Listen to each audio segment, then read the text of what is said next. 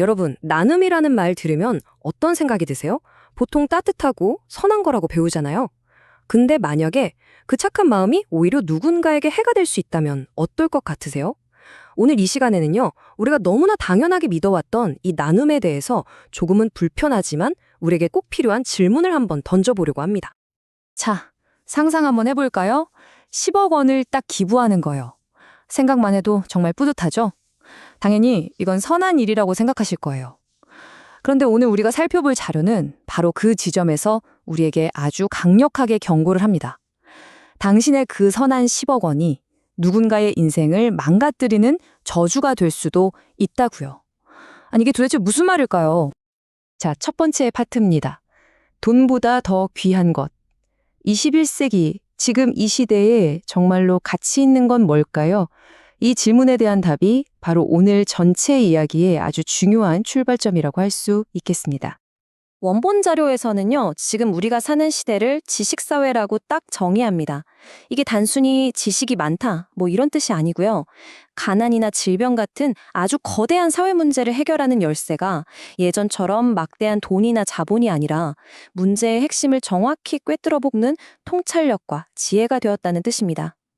바로 이게 우리가 나눔을 바라보는 관점 자체를 완전히 바꿔야 하는 이유가 되는 거죠. 이 시대에는 1억 원보다 날카로운 글 한 줄의 통찰이 더 필요하다. 와, 정말 강력한 말이죠? 이게 돈의 가치를 무시하는 게 절대 아닙니다. 엉뚱한 곳에 1억 원을 쏟아붓는 것보다 문제의 진짜 원인이 뭔지 정확히 짚어내는 그 한 줄의 지혜가 훨씬 더 큰 변화를 만들 수 있다는 거예요. 마치 길 잃은 탐험가에게 지금 당장 필요한 게 배낭 속 식량이 아니라 올바른 길을 알려주는 지도 한 조각인 것과 똑같죠. 자, 그럼 이제 두 번째 파트, 선한 의도의 함정으로 넘어가 볼게요. 돕는 것이 어떻게 해가 될 수 있냐고요? 지금부터는 아마 조금 마음이 불편하실 수도 있어요. 하지만 우리가 반드시 정면으로 마주해야 할 나눔의 어두운 이면을 한번 들여다보겠습니다. 원본 자료는요, 지혜 없이 베푸는 나눔을 독에 비유합니다. 아니, 독이라니? 정말 강한 표현이죠. 선한 마음으로 건넨 도움이 사실은 상대방을 서서히 병들게 하는 독약이 될 수 있다는 거예요. 도대체 왜 이렇게까지 극단적인 표현을 썼을까요? 그 이유를 한번 살펴보죠. 그러니까 우리의 의도는 정말 천사 같은데 그 결과는 상대를 보이지 않는 쇠사슬로 꽁꽁 묶어버리는 것일 수 있다는 겁니다. 아무 생각 없이 건네는 돈은요, 당장의 배고픔은 해결해 줄 수 있겠죠. 하지만 장기적으로 봤을 때 그 사람 스스로 일어설 힘과 의지를 전부 빼앗아 버릴 수 있다는 거예요. 결국엔 도움 없이는 살아갈 수 없는 그런 의존적인 상태로 만들어버리는 거죠. 생각 없이 거지에게 돈을 주는 것은 평생 거지로 살아라 라고 저주하는 것과 같다. 이 문장 한번 보세요. 정말 충격적이지 않나요? 우리가 그저 안타까운 마음에 건넨 동전 한 잎이 사실은 상대방의 미래와 가능성을 영원히 막아버리는 끔찍한 저주일 수 있다는 경고입니다.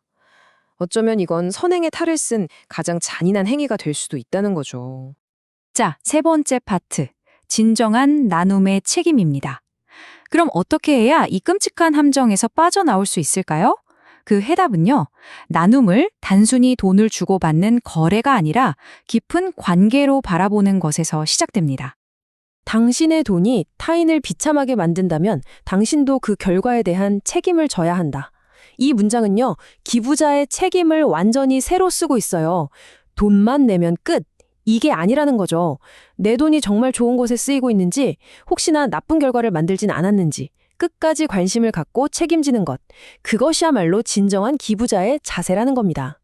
그렇다면 현명한 기부자가 되려면 구체적으로 뭘 해야 할까요? 원본 자료는 세 가지 책임을 제시합니다. 첫째, 내 도움이 의존성을 만들지 않도록 해를 막아라. 둘째, 책상에만 앉아있지 말고 현장에서 직접 배워라. 그리고 마지막으로 돈으로 문제를 덮으려고만 하지 말고 통찰력으로 근본적인 해결책을 찾아라. 이 세 단계는 결국 나눔의 중심을 돈에서 지혜로운 참여로 옮겨가는 과정인 셈이죠. 네 번째 파트, 현명한 기부자의 길입니다. 수동적인 기부자에서 능동적인 변화의 주도자로. 이 둘은 대체 뭐가 그렇게 다를까요? 그 결정적인 차이점을 통해서 진짜 나눔이 무엇인지 한번 알아보겠습니다. 이 두 그림 한번 보세요. 차이가 확 느껴지시죠? 한쪽은 돈으로 벽을 쌓고 관계를 끝내버립니다. 자, 내 할 일은 다 했다는 식이죠. 하지만 다른 한쪽은 돈을 다리 삼아 관계를 시작합니다. 바로 이 작은 차이가 세상을 바꾸는 진짜 변화의 시작점이라는 겁니다. 이렇게 관계를 맺고 직접 뛰어들 때 우리가 얻는 가장 큰 보상이 뭔지 아세요? 바로 지혜입니다. 현장의 목소리를 직접 들으면서 문제의 본질을 깨닫게 되고요. 돈만으로는 절대로 살 수 없는 해결책에 대한 영감을 얻게 되는 거죠. 결국 나눔이라는 게 남을 돕는 행위를 넘어서 기부자 자신도 배우고 성장하는 과정이 되는 거예요. 일방적으로 베푸는 게 아니라 서로가 함께 성장하는 겁니다. 자, 드디어 마지막 파트입니다. 더 나은 시스템을 향하여. 그런데 여기서 아마 오늘 내용 중에 가장 파격적이고 또 논쟁적일 수 있는 주장이 나옵니다. 뭐냐면 우리가 거액을 기부할 때 그 돈이 우리가 흔히 생각하는 자선단체로 가는 게 아닐 수도 있다는 거예요. 아니, 왜 그럴까요? 좋은 일 하라고 준 돈인데 말이죠. 원본 자료는 권력 집중의 위험을 경고합니다. 아무리 순수한 의도로 시작한 단체라도 한 곳에 어마어마한 돈이 몰리면 그게 곧 권력이 된다는 거예요. 그리고 아시다시피 견지받지 않는 권력은 원래의 목표를 잃고 변질될 위험이 아주 크다는 거죠.